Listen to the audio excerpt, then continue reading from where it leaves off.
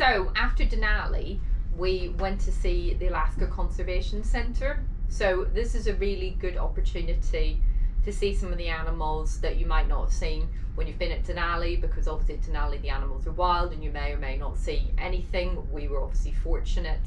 So the Alaska Conservation Center is quite interesting because it's not just a sort of typical zoo. They have a wood bison reintroduction project. So wood bison works made extinct in Alaska through hunting. So they got some wood bison from Greenland and have begun a reintroduction project. So the wood bison at the centre, of which we'll show you some footage, are part of that project. After that, we went to see Hubbard Glacier, which is the one I mentioned before, that you can just walk pretty much right up to from a really short trail. Then after we had finished doing that, that was just on a single day, the two combined. After that, it was back down to our cruise ship, Radiance of the Seas with Royal Caribbean. This is a rather unusual trip, but actually this is the easiest way to get overland between Anchorage and Vancouver. So obviously it's rather hard without your own transport. Really couldn't hire any cars. Perhaps could have taken local buses through Canada, but it certainly would have been an arduous trek. The Alaska State Ferry, despite being heavily subsidised, costs far more than a commercial cruise. So the cruise was 7 days in total and cost fractionally over £500 each. If people are interested in the costs of this trip, then I'm keeping a spreadsheet of literally every cost that we incur, and that's down in the comments below. Reference that in the last episode. And then after that, during that, it was a good opportunity to see even more glaciers. So when we were on the ship, there was an expedition out to Hubbard Glacier. We didn't do that because you can't actually see the glacier from the ship. We were really fortunate in the really big cruise ship was able to get through all the ice, etc., to actually come quite close to the glacier. We were really surprised, so we've got some footage of that to show you. And then the next day we went to see Mendenhall Glacier, which was accessed via a local bus and a short walk, and that's quite an interesting glacier because it's retreated quite a lot over the years, and there are pictures of how close people used to be able to come to the glacier in 1929 and how much further down the glacier was than it is now. This is a captive bear at Alaska Wildlife Conservation Centre. Just standing on a boardwalk now, so we're a little bit higher, 10 foot higher. Bear over there feeding, and then the big old bear just at the base of the tree here.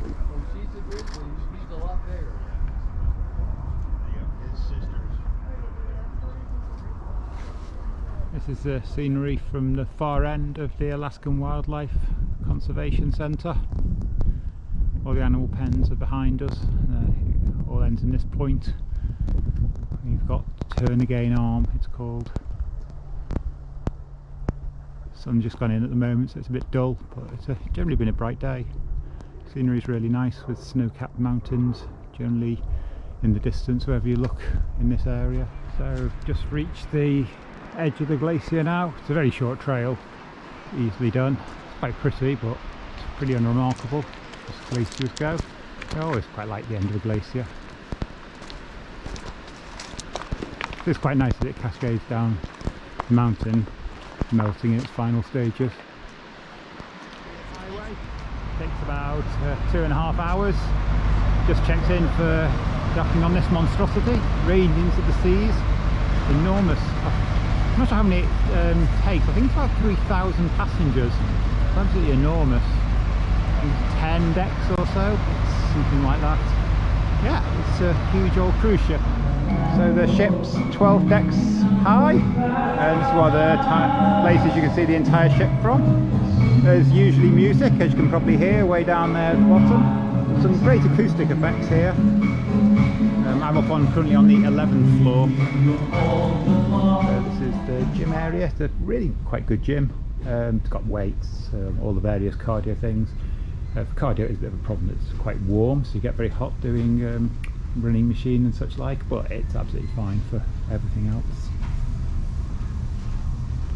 You can see it's really quite big, loads of loads of cycling machines and running machines everywhere. It's quite a nice little yoga floor and things. So, yeah, this is the outdoor pool.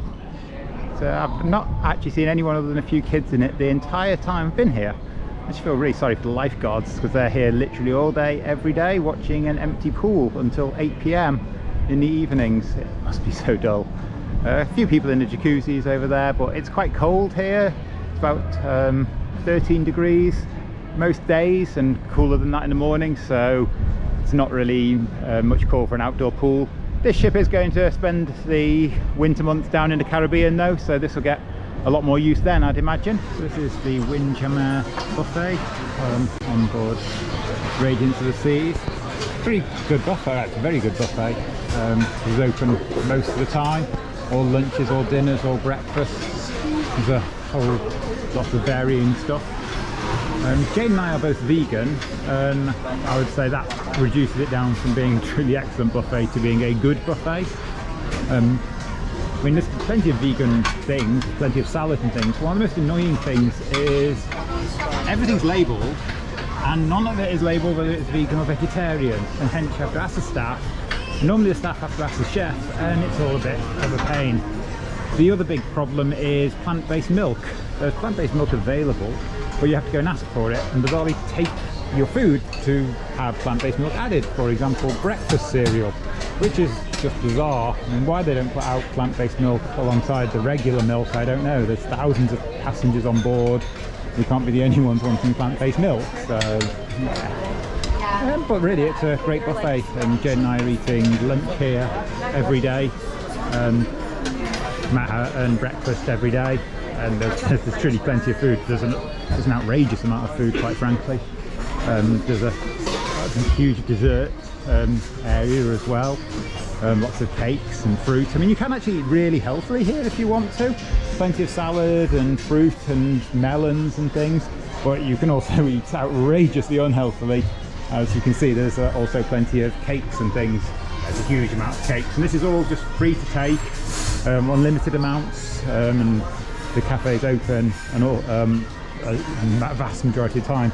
So you could just eat cookies and cake, whatever you might want, as long as you want.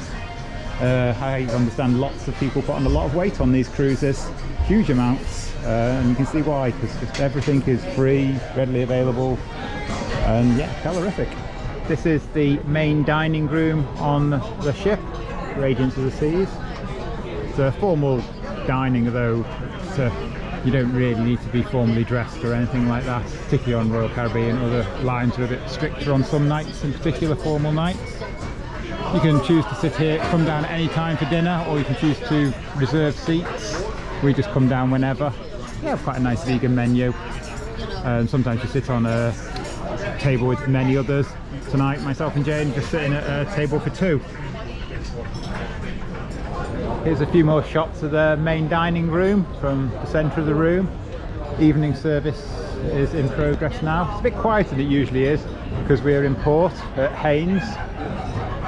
You can see it's quite big, it's on 2 levels.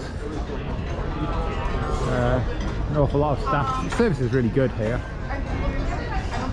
So it's served on the 4th and the 5th deck. So we now made it to the Hubbard Glacier, which is a day excursion on the 2nd day of the Royal Caribbean southbound cruise. The glacier is over there, dead ahead. Take an expedition boat out and get a lot closer to the glacier. The ship will get as close as it can, but obviously it's a very large cruise ship, so it can't get all that close.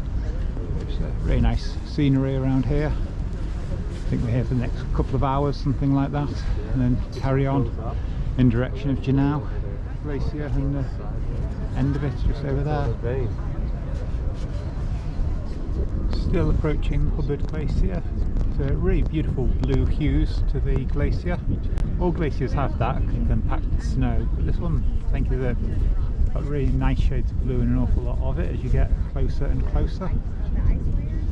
So we've probably reached about as close as we're going to get to the glacier now. I'm astonished we managed to pilot a vessel as big as this so close.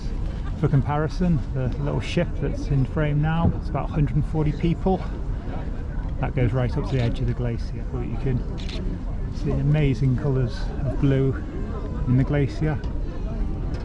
There's hard to judge exactly how far away we are from it, but really is stunningly close. You can see all the detail in the ice.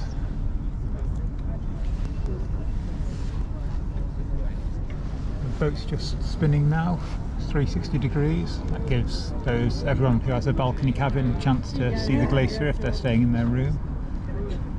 So both ends of the glacier coming into view here now.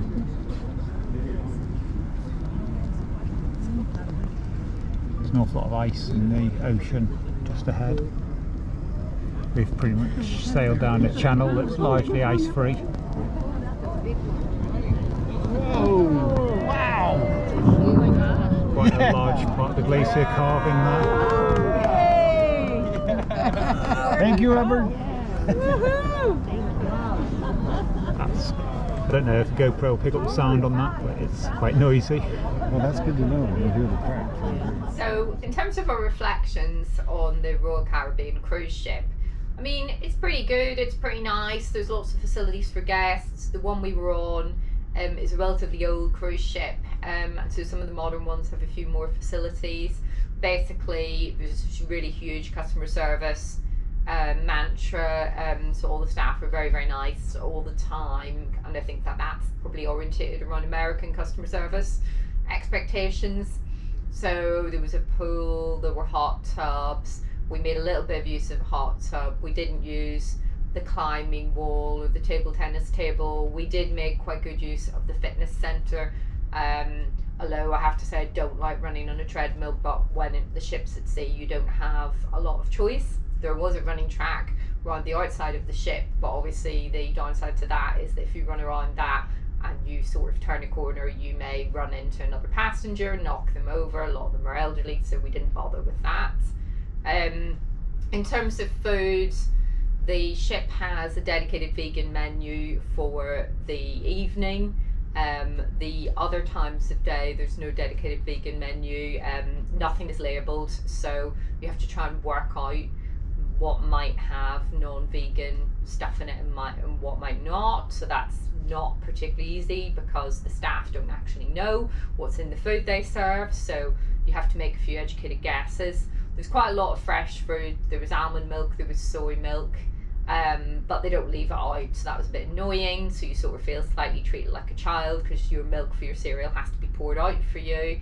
So I mean, all in all, it was pretty good. The dedicated vegan menu in the dining room was quite a mixed bag. It was sometimes fantastic and sometimes, you know, below the standard of what I would prepare. So all in all, pretty good, pretty easy way to spend 7 days. Yeah, I certainly wouldn't have flown over from London to do the cruise by any means, but given it was literally along the path we were taking anyway, I was very happy with it. But yes, it did feel, the whole vegan provision is at least 10 years behind London. It was a real throwback to days gone by when being vegan was harder, and whereas now in London it's trivial, but suddenly on this cruise ship, just some really basic things that Royal Caribbean really need to put right on that. Remember, the cruise demographic is very elderly people by and large aren't vegan, so you can see why. I'm not sure how popular it is in America either compared to Europe. But it will change over the next 10 years, and that will probably make things a bit better.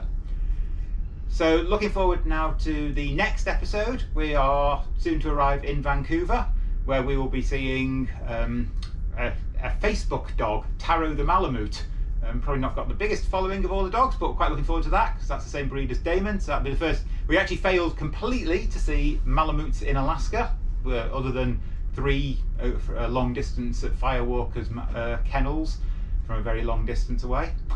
We're also meeting a travel friend who I met out in Africa 5 years ago, seen a couple of times since in London, and then we will be headed down to Seattle on a bus, and that's where we'll pick up a car to do a road trip over the next 5 weeks through Western USA.